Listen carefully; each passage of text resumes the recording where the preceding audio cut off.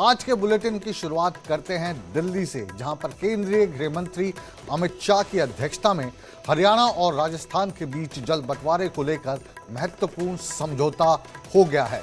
दोनों राज्यों के बीच अब एमओयू को साइन कर दिया गया है और काफी लंबे समय से लंबित जल वितरण विवाद का अब समाधान मिलता दिखाई दे रहा है। हरियाणा अब पाइपलाइन के जरिए राजस्थान को उसके हिस्से का पानी उपलब्ध करवाएगा। इस अवसर पर केंद्रीय जल शक्ति मंत्री सी.आर. पाटिल, हरियाणा के मुख्यमंत्री नायब सिंह सैनी और राजस्थान के मुख्यमंत्री भजन लाल शर्मा भी मौजूद रहे। इस समझौते से रेणुका, किशाऊ और लखर डैम परियोजना के तहत राजस्थान को उसके हिस्से का पानी दिया जाएगा।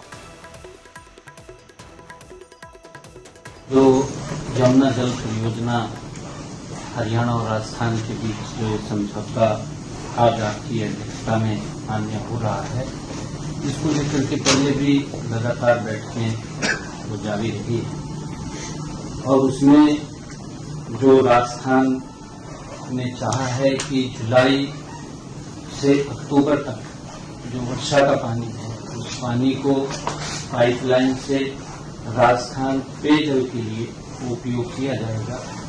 आज इसको लेकर के आपकी अध्यक्षता में इसको आगे बढ़ाने का आज एमओयू साइन हो रहा है।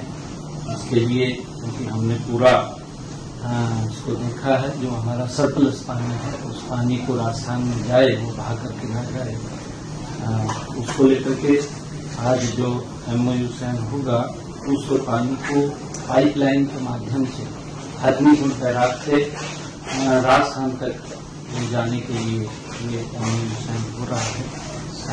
यह पानी जो राजस्थान में जाएगा वो पीने के लिए उपयोग होगा।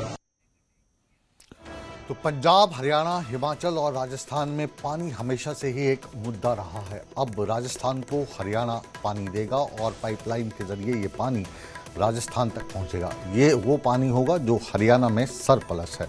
ये बात बता रहे थे हरियाणा के मुख्यमंत्री नायब सिंह सैनी। और आइए अब बात करते हैं पानीपत की। देश भर में आजकल आप देख रहे हो आगजनी की घटनाएं लगातार बढ़ती जा रही है। आगजनी की घटनाएं देखते हुए पानीपत का प्रशासन सजग हुआ और उसने दमकल विभाग के साथ फायर सेफ्टी जांच तेज कर दी। इसके जो नतीजे आए हैं वो काफ़ी चौंकाने वाले हैं। इस जांच के दौरान खुलासा हुआ है कि लगभग 90% कोचिंग सेंटर, होटल, अस्पताल फायर की बिना एनओसी के चल रहे हैं। इन संस्थानों में फायर फाइटिंग जैसे सिस्टम भी खराब हैं या फिर लगे ही नहीं हैं। पानीपत के उपायुक्त डॉक्टर हरीश कुमार वशिष्ठ ने बताया कि नियमों की निगरानी के लिए समितियां गठन की गई हैं और सभी संस्थानों को आपातकालीन निकास व्यवस्था दुरुस्त करने के निर्देश दिए गए हैं। दमकल विभाग ने 61 होटलों और 20 अस्पतालों को नोटिस जारी करते हुए चेतावनी दी है कि अगर आपने फायर सेफ्टी के नियमों को ठीक से लागू नहीं किया, इन कमियों को दूर नहीं किया, तो आने वाले समय में ये हॉस्पिटल या जो कोचिंग सेंटर हैं इनको सील भी किया जा सकता है।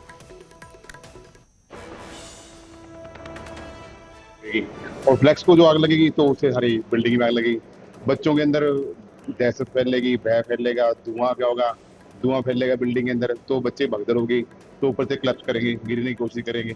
तो इस तरह की मैं जितने भी कोचिंग सेंटर वाले उनको मैं कहना चाहूँगा भी अपने अपने जो आपके कोचिंग सेंटर हैं उनके आगे जो फ्लैक्स लगा हुआ है एक तो वो उतारें, और होटल वालों को बोलूँगा कि जिन्होंने फ्लैक्स लगाया वो उतार दें, और जितने भी हॉस्पिटल हैं उनको बोलो फ्लैक्स उतार दें। सभी सेंटर्स को जाकर के चेक करेंगे और अगर नॉन कंप्लायंस है तो उन पर एक्शन लिया जाएगा। इसी प्रकार जो रूरल एरियाज में जो इंस्टीट्यूशंस है उनके लिए एसडीएम्स की अध्यक्षता में हमने कमेटी बनाई है, जो आगामी कुछ दिनों में ही इन सब जो मेजर सेंटर्स उनको विजिट करेंगे और जो नॉन कंप्लाइनिंग जो इंस्टीट्यूशंस उनके ऊपर एक्शन लेंगे। अभी जो लखनऊ में जो घटना घटी थी, मेरे संज्ञान में आया कि वहाँ पे जो ऊपर का जो दरवाजा था उस पर लोग लगा हुआ और उस कारण बच्चे बाहर नहीं जा पाए। तो ये छोटी छोटी चीजें होती हैं जो जितने भी चाहे कोचिंग इंस्टीट्यूट्स के ओनर हैं या होटल के ओनर्स हैं वो सब ध्यान रखें कि ऐसी कोई भी इवेंचुअलिटी हो तो हमारे पास हमारा एग्जिट प्लान बिल्कुल तैयार होना चाहिए और ऑपरेशनल भी होना चाहिए। तो इस खबर पर लाइव जुड़े हैं हमारे पानीपत संवाददाता सुमित भारद्वाज। सुमित, आपकी जो मेहनत है रंग लाई है, जो आपने एक मुहिम चलाई और जगह जगह जाकर दिखाया कि यहाँ पर फायर सेफ्टी के इंतजामात नहीं हैं, तो आपकी खबर का असर ये देखने को मिल रहा है। अब क्या लग रहा है कि ये जो चिन्हित किए गए हैं, चाहे होटल हैं या कोचिंग सेंटर हैं या दूसरे सार्वजनिक स्थान हैं, एक्शन में आएगा प्रशासन या फिर ये लिपापोती है, क्योंकि आजकल ये खबरें चल रही हैं? बिल्कुल, देखिए यहाँ पर न्यूज़ 18 खबर का असर जरूर हुआ है और न्यूज़ 18 द्वारा खबर चलाए जाने के बाद जो है फायर विभाग द्वारा निरीक्षण किया गया है होटलों का। उन्हें नोटिस देना जो है हमारी खबर चलाने के बाद ही शुरू किया गया था और अब जो है पानीपत के अंदर कोचिंग सेंटर है या हॉस्पिटल हैं या जितने भी होटल हैं सभी का निरीक्षण किया जा रहा है। कुछ कोचिंग सेंटर चिन्हित किए गए हैं जिनको नोटिस दिए गए हैं। अब प्रशासन का कहना यह है कि अब सबको नोटिस दे दिए गए हैं और जो बाकी बचते हैं उनकी भी जो है चेकिंग की जा रही है। अधिकतर होटल और कोचिंग सेंटर ऐसे पाए गए हैं जिनके पास फायर की एनओसी नहीं है, ना तो वहां पर पुख्ता इंतजाम है, ना सिलेंडर रखे हुए हैं। उसके बाद अब प्रशासन ने नोटिस दिया। प्रशासन का कहना है कि पहला नोटिस दिया गया, उसके बाद दूसरा नोटिस दिया जाएगा। अगर उसके बावजूद भी जो है कोई भी फायर सेफ्टी के उपकरण जो अपने पूरे नहीं करता तो उसके बाद जो है क्लोजर नोटिस जो है उनको जारी किया जाएगा और जो भी अवैध रूप से सेंटर चल रहे हैं, होटल है या फिर हॉस्पिटल है, उनको जो है तो उनको सील किया जाएगा। जी, बहुत बहुत शुक्रिया सुमित इस पूरी जानकारी के लिए, और आप इस खबर का फॉलोअप जरूर बनाएं कि क्या असर हुआ है और कौन लोग अपने फायर सेफ्टी वाले नियमों को जो लागू नहीं कर रहे थे आगे वो क्या कर रहे हैं। आइए अब आगे बढ़ते हैं और पानीपत से रुख करते हैं गुरुग्राम का। गुरुग्राम के एमएलए ने रक्षा मंत्रालय के सामने जाकर एक रिक्वेस्ट की है। ये एमएलए हैं मुकेश शर्मा। इन्होंने रक्षा मंत्री राजनाथ सिंह से उनके दिल्ली आवास पर मुलाकात की। गुरुग्राम से जुड़े कई महत्वपूर्ण मुद्दों पर बात हुई और जो सबसे महत्वपूर्ण मुद्दा रहा वो रहा कि जो 900 मीटर की जद में है आयुध डिपो के, इन लोगों का क्या हो। इस के आसपास लगभग 2 लाख लोग रहते हैं जिनका मकान का जो दायरा है वो इस आयुध डिपो के 900 मीटर के आसपास है। तो रक्षा मंत्री ने इनको आश्वासन दिया है कि इन लोगों ने जिन्होंने अपने घर वहाँ पे बना लिए हैं, इनको किस तरीके से हम सहायता दे सकते हैं कि इनका घर ना उजड़े। और काफ़ी मसलों पर बातचीत हुई है और पुराने नजफगढ़ की बात करें, एलिवेटेड रोड का जो निर्माण है उसके लिए भी रक्षा मंत्रालय ने एनओसी और सहयोग का जो अनुरोध मुकेश शर्मा द्वारा किया गया। रक्षा मंत्री ने इन सभी मांगों को लेकर काफ़ी सकारात्मक रुख दिखाया है। जी से आप 3 विषयों पे मेरी चर्चा हुई है। पहला विषय था 900 मीटर का, आयुध डिपो का जो 900 मीटर का चला हुआ है काफी दिनों से, तो उसका मुद्दा था हमारा। उस मुद्दे पे अब पूरे सरकार से, जहां जिस प्रांत की सरकार है उनसे मांगा गया है कि भाई ये बताओ उस एरिया के जो, जैसे हमारे यहाँ एयरफोर्स स्टेशन है जो इस एरिया को देखता है कि हमें कितनी लैंड छोड़नी चाहिए, तो उसमें ये है कि वो 100 मीटर छुटे या 50 मीटर छुटे, ऐसे करके गुड़गांव से भी मांगा गया, फरीदाबाद से भी मांगा गया, बेंगलोर से भी, अमृतसर से भी, ऐसे करके हिंदुस्तान के तमाम जितने भी आयुध डिपो है उनमें से सबसे ये चीजें अब की बार मांगी गई है और ये बाया कोर्ट है। इसीलिए आज माननीय रक्षा मंत्री जी से हमने पहले ही 900 मीटर वाला मुद्दा रखा। उसके बाद में हमारा एक मुद्दा था कि नजफगढ़ का जो हमारा पुराना रास्ता था वो भी आयुध डिपो की एक जो तीसरी दीवार हुई है उसके अंदर उन्होंने वो पुराना जो हमारा रेवेन्यू का रास्ता था वो अंदर कर लिया। तो हम चाहते हैं कि वो रास्ता भी अगर जो हमारा खुल जाए तो हमारे लोगों को बहुत सुविधा मिलती है। बस स्टैंड से हम गुड़गांव कैसे चलेंगे और हमें द्वारका रोड जाना है तो मात्र 10 मिनट में पहुंच जाएंगे। तीसरा, तो उन्होंने अब की बार पॉजिटिव कहा है कि इस विषय पे चर्चाएं पूरी जोर शोर से चली हुई है।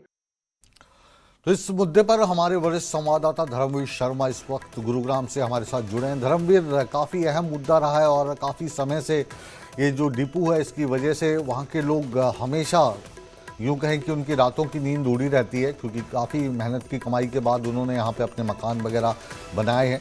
तो इस आश्वासन से क्या कोई उम्मीद की किरण जगी है? बिल्कुल, देखिए गुरुग्राम में जो आयुध डिपो के आसपास का जो एरिया है 900 मीटर का, वो काफ़ी महत्वपूर्ण है और बहुत से लोगों के लिए ये एक तरह से हम कह सकते हैं कि उनके घर जो है उसकी जद में आ रखे हैं। तो कई बार ये चुनावी मुद्दा भी रहा है। अब जो विधायक है मुकेश शर्मा, उन्होंने रक्षा मंत्री से मुलाकात की है और ये मांग की है कि जो प्रतिबंधित दायरा है उसको लेकर के दोबारा से नोटिफिकेशन जारी की जाए और कम से कम ये एरिया किया जाए, ताकि जो लोग 900 मीटर के एरिया में जो लोग रह रहे हैं उनको राहत मिल सके। ना सिर्फ कॉलोनियाँ बसी हुई हैं बल्कि करीब 7 जो सेक्टर हैं जो सरकार ने बनाए थे वो भी उसकी जद में हैं, और साथ में जो मारुति कंपनी है वो भी 900 मीटर के जद में है। जबकि मारुति कंपनी की वजह से गुरुग्राम को पहचान मिली, गुरुग्राम ने एक तरह से विकास की एक नई रास्ता तय किया और अब गुड़गांव की पहचान पूरी दुनिया में है। तो जाहिर सी बात है कि बड़ी कंपनी और बड़े सेक्टर भी इस जद में हैं। तो उसको लेकर के मुकेश शर्मा ने मुलाकात की है रक्षा मंत्री से और मांग की है कि 3 जो मुद्दे हैं उनको ऊपर एक तरह से विचार किया जाए और उनको विचार करके करीब 2 लाख के आसपास जो लोग हैं उनको राहत दी जाए, और वो राहत कैसे मिल सकती है इसका रास्ता निकाला जाए, ताकि जो लोग हैं उनकी एक तरह से जो तलवार लटकी रहती है हर वक्त एक डर बना रहता है, उस डर से वो बाहर निकल पाए। सेक्टर 17 A और B का जो रास्ता है उसको खोलने की मांग की गई है, और साथ ही जो पुराना नजफगढ़ रोड है वहां पर भी एक एलिवेटेड फ्लाईओवर बनाने की मांग की गई है, ताकि जो लोग हैं वो गुरुग्राम से और नजफगढ़ के लिए महज 15 मिनट में पहुंच सके, क्योंकि फिलहाल करीब ये रास्ता तय बने रहिए आप हमारे साथ, लगता है। बने रहिए आप हमारे साथ धर्मवीर, वापस लौटेंगे और एक खबर और जो आपने गुरुग्राम से भेजी है, एक राहत के संकेत मिल रहे हैं कि अब मानसून आने वाला है। लेकिन गुरुग्राम की अगर हम बात करें तो ये जो आने वाला मानसून है इसने काफ़ी चिंता भी बढ़ा दी है, क्योंकि गुरुग्राम में डेंगू और मलेरिया ने दस्तक दे दी है। स्वास्थ्य विभाग के अनुसार अब तक डेंगू के 4 और मलेरिया के 3 मामलों की पुष्टि हो गई है, और इस खतरे को देखते हुए प्रशासन क्या कर रहा है ये जानने के लिए दोबारा से रुख करते हैं धर्मवीर का। धर्मवीर,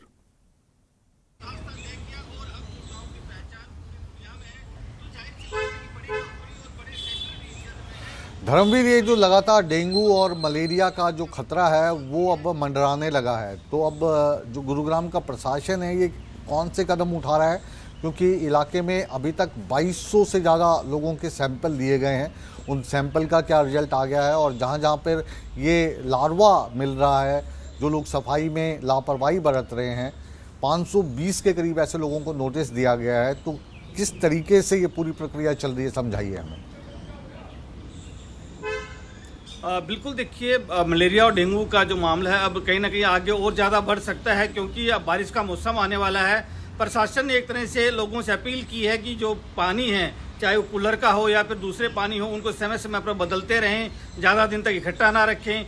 फॉगिंग जो है वो की जा रही है शहर के अलग अलग इलाकों में, जहाँ एक तरह से मच्छर ज़्यादा बढ़ने की संभावना है वहाँ पर फॉगिंग की जा रही है, लोगों का अवेयरनेस किया जा रहा है, और साथ साथ लोगों के टेस्ट किए जा रहे हैं, लोगों से जांच की जा रही है, और जहाँ जहाँ ये लार्वा मिल रहा है उस इलाके में खास तौर से अवेयरनेस प्रोग्राम जो है वो स्वास्थ्य विभाग चला रहा है, ताकि जो लोग हैं वो भी अपने आप को सतर्क रहें और जो स्थानीय जो प्रशासन है, क्योंकि स्वास्थ्य विभाग की जो टीम है उनके संपर्क में रहें, और जहाँ भी पानी इकट्ठा हो रखा है वहाँ पर भी दवाई डालने का काम जो है प्रशासन कर रहा है, और साथ में लोगों से भी अपील कर रहा है कि वो पानी इकट्ठा ना होने दे अपने आसपास। और जो घरों में जो कूलर लगा रखे हैं लोगों ने, उनको भी कहा गया है कि उस समय समय पर उसका पानी बदलते रहें, और पानी बदलने के साथ साथ उसके अंदर दवाई भी डालते रहें, ताकि जो मच्छर हैं वो ना पैदा हों, क्योंकि जाहिर सी बात है कि मलेरिया और डेंगू दोनों का खतरा इस वक्त बढ़ा हुआ है। जी बिल्कुल, तो साफ है कि सावधानी में ही सुरक्षा है। अगर सावधानी हटी तो दुर्घटना घटी। अगर आपको मलेरिया से, डेंगू से दूर रहना है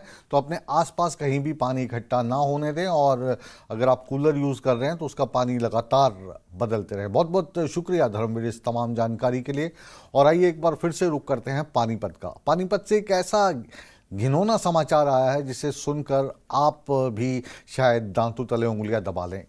अक्सर आपने देखा होगा कि जब बलात्कार का कोई मामला आता है तो उसमें कुछ जो युवा हैं वो शामिल माने जाते हैं, लेकिन पानीपत से ये जो खबर आ रही है ये अंदर से हिला देने वाली है। एक नाबालिग के साथ यहाँ पर बलात्कार होता है, और बलात्कार के लिए उसी की सहेलियाँ जिम्मेदार हैं। 2 लड़कियाँ एक 16 साल की नाबालिग को बुलाती हैं कोचिंग सेंटर जाने के बहाने, लेकिन फिर उसको एक सुनसान फैक्ट्री में ले जाती हैं, और इसके लिए जिस गाड़ी का प्रयोग करती हैं वो अपने दोस्त का, वो दोस्त जब फैक्ट्री में उस नाबालिग को ले जाता है तो उसके साथ वो दुष्कर्म करता है। हालांकि पुलिस प्रशासन ने इस पूरे मामले पर संज्ञान लिया है और जो युवक है और जो शामिल लड़कियां हैं उनके खिलाफ पोस्को एक्ट लगाकर अब पूरे मामले की जांच की जा रही है। मेरे को शानियोर ने मेरे दोनों हाथ पकड़े, कपड़े उतारे, मैं चिल्लाने लगी, मेरे मुंह में रुमाल भरा और मेरे साथ रेप हुआ। जबरदस्ती ले गए मेरी बेटी को। अरे इतनी वो नाजुक थी मेरी बेटी, इतनी वो करे मेरी बेटी के साथ। मेरा हिसाब चाहिए बस, और कुछ नहीं चाहिए। तो खबर वाकई ही दुखद है और एक ऐसी ही दुखद खबर अब आ रही है हिमाचल प्रदेश के कुल्लू जिला से। कुल्लू के सिविल अस्पताल में महिला की डिलीवरी के 24 घंटे बाद उसकी मौत हो गई। मौत कैसे हुई ये अभी तक सामने नहीं आया है, लेकिन कुल्लू के निवासी इस पूरी मौत को लेकर सवाल उठा रहे हैं और इस मौत ने एक जन आंदोलन का रूप ले लिया है। किसी को आहत करना नहीं, किसी को बेइज्जत करना नहीं। हमारा मकसद सिर्फ इतना है, जो स्वास्थ्य कर्मी आम गरीब परिवार के साथ बदसलूकी करता है, बार बार लापरवाही करता है, डेथ बेड में ऑक्सीजन तक नहीं दे पाए, हम ऐसे प्रशासन के सिर्फ खिलाफ है। आज यहाँ कम लोग आए हैं, हम वादा करते हैं प्रदेश के मुख्यमंत्री, स्वास्थ्य मंत्री और यहाँ के चीफ मेडिकल ऑफिसर अगर कठोर कार्यवाही नहीं करेंगे तो हम इससे बड़ा धरना प्रदर्शन करेंगे और उसमें जो आम जनता को, प्रशासन को नुकसान होगा उसके जिम्मेदार सिर्फ और सिर्फ हमारा स्वास्थ्य विभाग होगा। साथियों, हम इल्जाम ऐसे नहीं लगा रहे हैं। हमारी जो बहन मंजू शर्मा थी उसका रूटीन चेकअप 9 बार वो यहाँ आई है, 9 बार। अंतिम क्षण तक डॉक्टर ये कहते रहे ये नॉर्मल है। इस पीड़िता की मौत अगर वाकई लापरवाही से हुई है तो जो लापरवाह डॉक्टर हैं या नर्सिंग स्टाफ है या एडमिनिस्ट्रेशन है वो सज़ा के हकदार हैं। हिमाचल प्रदेश में भारतीय जनता पार्टी ने आने वाले विधानसभा चुनाव और संगठन के चुनावों को मजबूती से लड़ने का अब बीड़ा उठा लिया है। पंडित दीनदयाल उपाध्याय प्रशिक्षण शिविर अभियान के तहत ऊना जिला के मुख्यालय में भारतीय कार्यालय दीप कमल में 2 दिवसीय जिला स्तरीय प्रशिक्षण शुरू किया जा चुका है। इस शिविर का उद्घाटन हिमाचल प्रदेश भारतीय जनता पार्टी के सह प्रभारी संजय टंडन कर रहे हैं और इस अवसर पर जिला प्रभारी विधायक विपिन परमार भी मौजूद रहे। पदाधिकारियों ने कार्यकर्ताओं को विचारधारा और संगठन के बारे में विस्तार पूर्वक समझाया। साथ ही साथ अगर हम बात करें भारतीय जनता पार्टी के वरिष्ठ नेता सांसद अनुराग ठाकुर की, तो वो आजकल शिमला में हैं। शिमला में वो हनुमान जी के जाखू मंदिर गए और वहाँ पर प्रधानमंत्री नरेंद्र मोदी के उत्तम स्वास्थ्य और विकसित भारत के संकल्प की उन्होंने कामना की और साथ ही साथ उन्होंने एक पौधा भी लगाया। को प्रशिक्षण दिया जाएगा। पंडित दीनदयाल उपाध्याय महाप्रशिक्षण अभियान के निमित्त पूरे हिमाचल प्रदेश के 12 जिलों में इस प्रकार के अभ्यास वर्ग ट्रेनिंग कैंपों का आयोजन हो रहा है। भारतीय जनता पार्टी एक विचार है, विजन है, मिशन है और राष्ट्रीय पुनर्निर्माण के संदर्भ में भारतीय जनता पार्टी का कार्यकर्ता मन, वचन और कर्म से राष्ट्र प्रथम की ओर बढ़े और विकसित भारत के रूप में कार्यकर्ता के माध्यम से माध्यम बन करके देश की जनता को अपने साथ आगे चलाए ताकि 2027 में 47 में विकसित भारत की ओर से हम आगे बढ़ सकें। यहाँ पर मैं कह सकता हूँ कि अलग अलग विषय आते हैं। भारतीय जनता पार्टी का जो इतिहास है, विकास है, 52 में अगर जनसंघ का गठन हुआ 1980 6 अप्रैल भारतीय जनता पार्टी बनी और 80 से लेकर के 2026 तक जो अंत्योदय की भावना से श्रद्धेय श्री नरेंद्र मोदी जी ने सबका साथ और सबके विकास को लेकर के अनगिनत योजनाएं देश की जनता के लिए दी है। हनुमान जी के दर्शन ना करने आए, उनका आशीर्वाद ना लेने आए, तो मुझे लगता है आपका यात्रा भी अधूरी है और एक जो अवसर आपके पास है इस पवित्र स्थान से आशीर्वाद लेकर जाने का, एक बड़ा रमणीक स्थान है। आप में एक नई ऊर्जा का संचार करता है और आप ज़्यादा ऊर्जा के साथ राष्ट्र के प्रति और समर्पित हो। जैसे हमारे माननीय प्रधानमंत्री जी जो 12 वर्षों तक निरंतर प्रधानमंत्री के पद पर हैं, निरंतर चुने जाने वाले, लंबे समय तक 12 साल से ज़्यादा देश की सेवा करते हुए प्रधानमंत्री के पद पर, जैसे वो देश को संकट के समय भी अर्थव्यवस्था भी बचाई, एनर्जी सिक्योरिटी भी करवाई और दुनिया भर के संकटों में भी ये दिखाया कि भारत से विकल्प निकल सकते हैं। और भारत उस समय भी दुनिया के आगे नहीं झुका जब बहुत बड़े बड़े देशों ने इस तरह की परिस्थितियां खड़ी कर दी कि शायद आपको झुकना पड़ता। मोदी जी ने सदा भारत को प्राथमिकता दी, भारत प्रथम एजेंडा, इंडिया फर्स्ट, इसी प्राथमिकता को लेकर प्रधानमंत्री मोदी चले। तो अनुराग ठाकुर इस वक्त भक्ति में लीन थे। जाखू टेम्पल हनुमान जी का बहुत ही मशहूर मंदिर है शिमला में, वहाँ पर, और दूसरी तरफ ऊना में इस वक्त प्रशिक्षण शिविर चल रहा है। हिमाचल प्रदेश की ही आगे बात करते हैं और आपको अब हम लिए चलते हैं लाहौल स्पीति के विश्व प्रसिद्ध बारालाचा दर्रा। देश विदेश के पर्यटक यहाँ पर लगातार भारी संख्या में पहुँच रहे हैं। समुद्र तल से ये दर्रा लगभग 16,000 फीट की ऊंचाई पर है।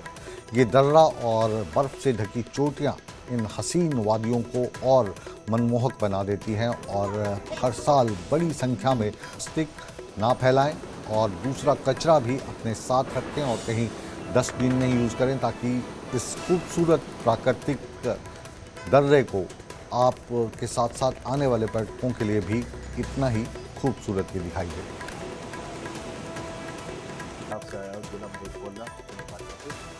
हम पंजाब वालों को यही बेनती करना चाहते हैं और बारालाचा में आए, बहुत ज़्यादा स्नो हो रही है, बहुत ज़्यादा मज़ा आ रहा है। इधर एक नंबर के रास्ते हैं और मैं मेन ये बात बोलना चाहता हूँ, जो इधर बोलते हैं ना, झूठी अफवाहें फैलाते हैं भी इधर ये होता है, इधर वो होता है, ऐसा कुछ नहीं है। हम आए हैं, हमारे को 4-5 दिन हो गए हैं इधर एंजॉय करते हुए को। मैं तो यही बोलना चाहता हूँ, बस अपना काम काज छोड़ के थोड़ा सा ज़िंदगी का मज़ा लो और बहुत ज़्यादा मज़ा आ रहा है इधर। हिमाचल में आया हूँ जो बारालाचा में, जिसकी हाइट है 16,050 फीट हाइट है इसकी।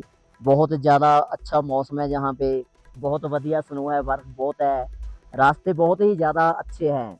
लोगों ने अफवाह डाली है कि ऐसे हो रहा है हिमाचल में, जहाँ कुछ भी नहीं, सब अफवाहें हैं। तो देखा आपने हिमाचल की खूबसूरत हसीन वादियों में पंजाब से गए पर्यटक काफ़ी एंजॉय कर रहे हैं। तो आप को भी अगर छुट्टी मिलती है दफ्तर से या अपने काम से, तो आप भी ज़रूर हिमाचल की इन हसीन वादियों का लुत्फ़ उठाएं, लेकिन अच्छे पर्यटकों की तरह सफाई व्यवस्था का बिल्कुल ध्यान रखें और इन साफ जगहों पर कूड़ा कचरा ना फेंकें। इसी अपील के साथ अब इस बुलेटिन को यहीं पर विराम देने का समय आ गया, लेकिन आप कहीं मत जाइए, बने रहिए हमारे साथ, क्योंकि इस बुलेटिन के बाद अब खबरां पंजाब तो लेकर आपको अपडेट करने के लिए आ रहे हैं रणवीर सिंह राणा। बने रहे हमारे साथ।